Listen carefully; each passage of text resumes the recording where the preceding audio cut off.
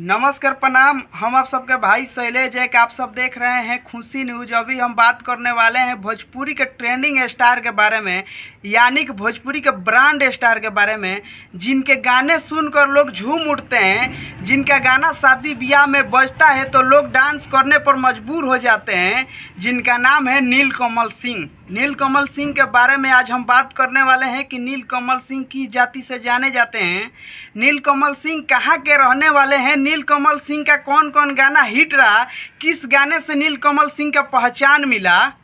तो इस वीडियो में हम आज बात करने वाले हैं नीलकमल सिंह के बारे में।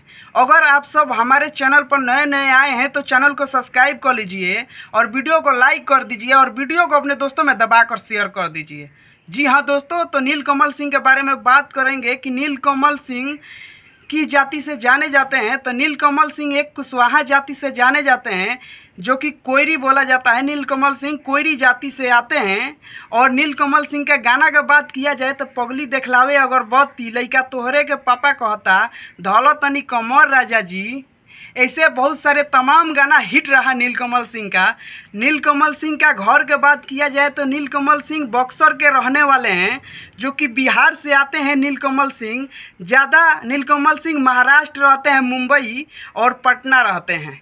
जी हाँ दोस्तों, तो यह वीडियो कैसा लगा? अगर आप सबको मेरा वीडियो अच्छा लगा तो वीडियो को अपने दोस्तों में दबाकर शेयर कर दीजिए, वीडियो को लाइक कर दीजिए। और नीलकमल सिंह के बारे में क्या बोलना चाहते हैं वीडियो कमेंट में बताइए। नमस्कार, फिर मिलते हैं नेक्स्ट वीडियो के साथ।